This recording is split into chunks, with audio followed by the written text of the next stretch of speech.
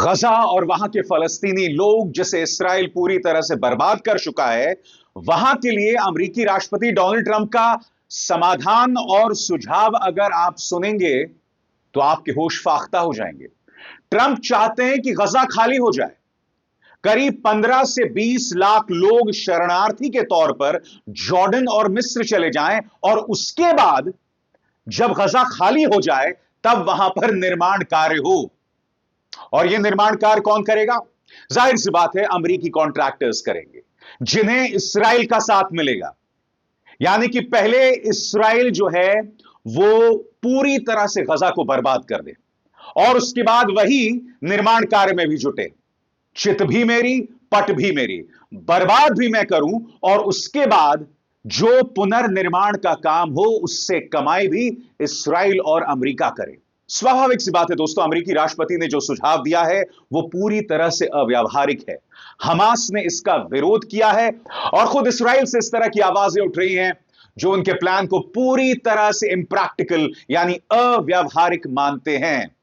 सबसे पहले मैं आपको यह बतलाना चाहता हूं कि ट्रंप ने यह बातचीत पत्रकारों से की, वो भी एयरफोर्स वन से, यानी कि राष्ट्रपति के विमान से। उन्होंने क्या कहा आपकी स्क्रीन पर। अमेरिकी राष्ट्रपति डोनाल्ड ट्रंप का कहना है कि मिस्र और जॉर्डन गजा से फलस्तीनियों को अपने यहां ले लें। इस हफ्ते के आखिर में एक फोन कॉल में ट्रंप ने कहा कि उन्होंने जॉर्डन के किंग अब्दुल्ला से कहा है, मैं चाहता हूं कि आप और ज्यादा फलस्तीनियों को लें क्योंकि मैं गजा पट्टी को देख रहा हूं, यह बहुत खराब स्थिति में। उन्होंने कहा कि वो रविवार को मिस्र के राष्ट्रपति से भी यही कहने वाले हैं। ट्रंप ने कहा कि यह कदम अस्थायी और दीर्घकालिक भी हो सकता है। ट्रंप का यह समाधान पूरी तरह से इम्प्रैक्टिकल है क्योंकि ट्रंप एक बुनियादी बात भूल जाते हैं और वो बुनियादी बात यह है कि गजा में जो चल रहा है वो एक मानवीय मुद्दा है। उसे पूरी तरह से एक बिजनेस प्रोपोजिशन की निगाह से नहीं देखा जा सकता। एक व्यवसायी की निगाह से इस पूरी समस्या को डोनाल्ड ट्रंप देख रहे हैं। सुनिए पत्रकारों से बातचीत में उन्होंने क्या कहा।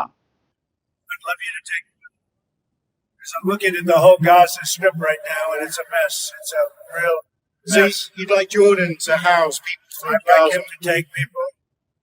I'd like Egypt to take people. I'm meeting with, I'm talking to General El-Sisi tomorrow, sometime on that. And I'd like Egypt to take people, and I'd like Jordan to take people. You're talking about probably 1.5 million people, and we just clean out that whole thing. It's over the centuries. That's many conflicts that site, and I don't know. It's something has to happen, but it's literally a demolition site right now. Almost everything's demolished. मैं फिर दोहरा दूं, Donald Trump यहां कह रहे थे कि गजा में सिर्फ तबाही है। मैं चाहता हूं कि जॉर्डन और मिस्र फलस्तीनी लोगों को अपने देश में शरण दें। वहां सब कुछ तबाह हो गया है। करीब 15 लाख लोगों को शरणार्थियों के तौर पर लेना होगा ताकि वहां पर निर्माण हो सके। स्वाभाविक सी बात है, ट्रंप के इस बयान का हमास ने विरोध किया है। हमास क्या कह रहा है आपके स्क्रीन पर। हमास ने इस तरह की कोई भी कार्रवाई का विरोध करने का संकल्प लिया है और इसकी टिप्पणियों से गजा में रहने वाले फलस्तीनी में गुस्सा पैदा हो सकता है जो इस जगह को अपना पैतृक घर मानते हैं। हमास राजनीतिक ब्यूरो के सदस्य बासेम नईम ने बीबीसी को बताया, हमारे फलस्तीनी लोगों ने 15 महीने तक गजा पट्टी में बिना अपनी जमीन छोड़े मौत और तबाही सही है, इसलिए वे किसी भी प्रस्ताव या समाधान को स्वीकार नहीं करेंगे। उन्होंने कहा, भले ट्रंप नेक इरादे से इस तरह की बात कह रहे हूं लेकिन वे इसका विरोध करते हैं। सबसे बड़ी बात, डोनाल्ड ट्रंप को वहां पर जोर डालना पड़ेगा जो इस मामले की जड़ है। क्या आप जानते हैं, वेस्ट बैंक में अब भी इस्राएली हमलावर कार्रवाई जारी है। सबसे बड़ी खबर इस वक्त लेबनान से आ रही है जहां पर युद्ध विराम पहले ही हो गया था और वहां पर इस्राएल ने 22 लोगों को मौत की घाट उतार दिया है। सही सुना आपने, 22 लोगों को। मगर लेबनान में क्या हुआ उसकी चर्चा मैं कुछ देर बाद करूंगा। सबसे पहले मैं आपको यह बतलाना चाहता हूं कि वेस्ट बैंक में लगातार इस्राएल जो है हमले पर हमले कर रहा है। इस बारे में अलग अलग अंतर्राष्ट्रीय एजेंसीज क्या कह रही हैं आपके स्क्रीन पर। वेस्ट बैंक में इस्राएली कहर जारी।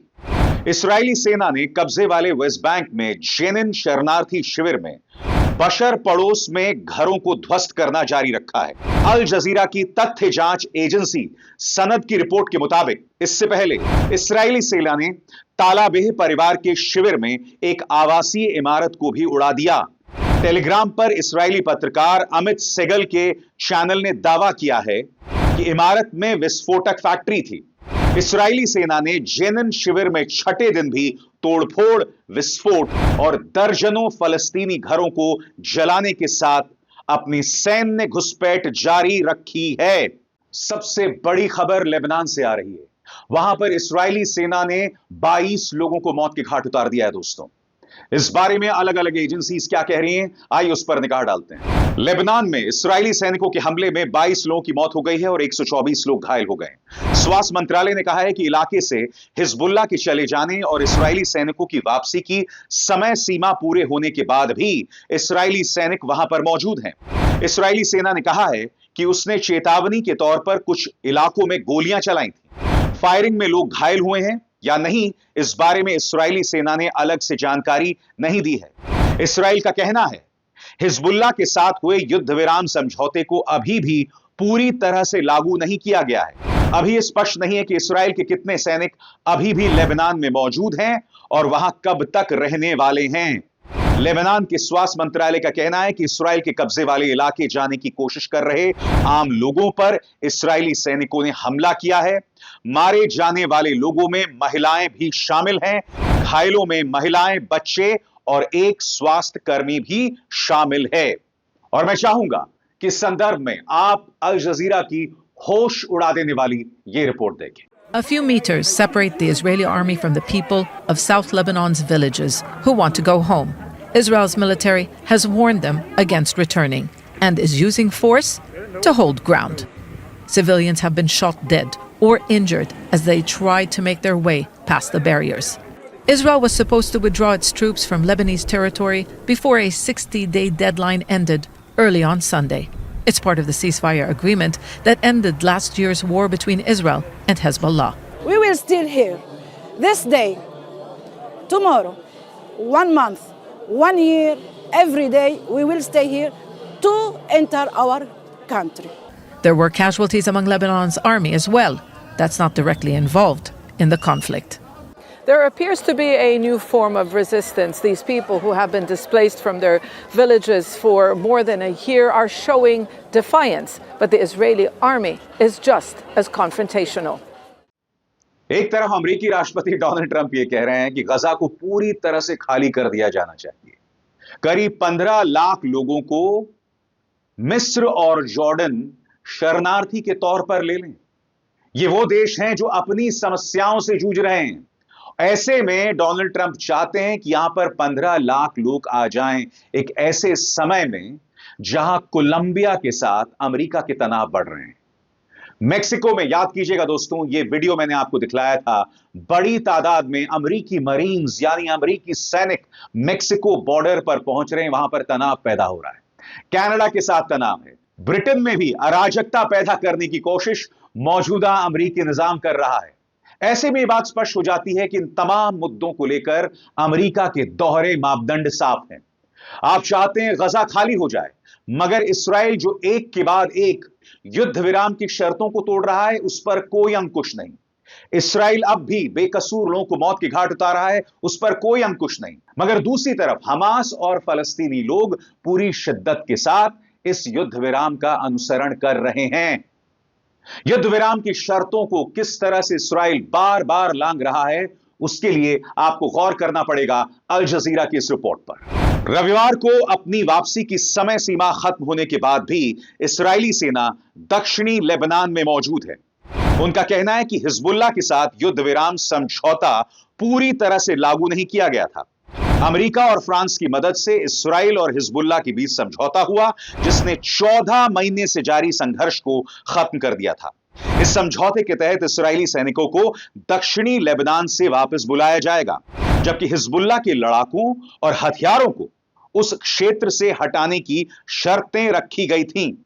साथ ही हजारों लेबनानी सैनिकों को उस क्षेत्र में तैनात किया जाएगा जहां दशकों से हिजबुल्लाह प्रमुख शक्ति रहा है। रविवार तक यह साफ नहीं था कि कितने इस्राएली सैनिक लेबनान में बचे हैं और वो कितने समय तक वहां रहने का इरादा रखते हैं।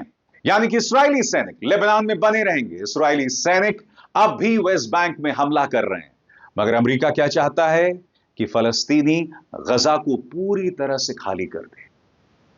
यानी कि साफ तौर पर अमेरिका के दोहरे मापदंड यहां पर दिखाई दे रहे हैं। अमेरिका को समझना पड़ेगा कि इस वक्त जो गजा में चल रहा है वो एक मानवीय मुद्दा है, एक इंसानी मुद्दा है, जिसे संबोधित करने के लिए एक इंसानी निगाह चाहिए, जो डोनाल्ड ट्रंप के पास पूरी तरह से नदारद है। और यह अपने आप में एक बहुत बड़ी त्रासदी है। इस्राएल लगातार युद्ध विराम की शर्तों को लांघ रहा है और लगातार फलस्तीनी जनता की सब्र का इम्तिहान ले रहा है। अभिसार शर्मा को दीजिए इजाजत। नमस्कार। स्वतंत्र और आजाद पत्रकारिता का समर्थन कीजिए, सच में मेरा साथी बनिए। बहुत आसान है दोस्तों, इस ज्वाइन बटन को दबाइए और आपके सामने आएंगे ये 3 विकल्प, इनमें से एक चुनिए और सच के इस सफर में मेरा साथी बनिए।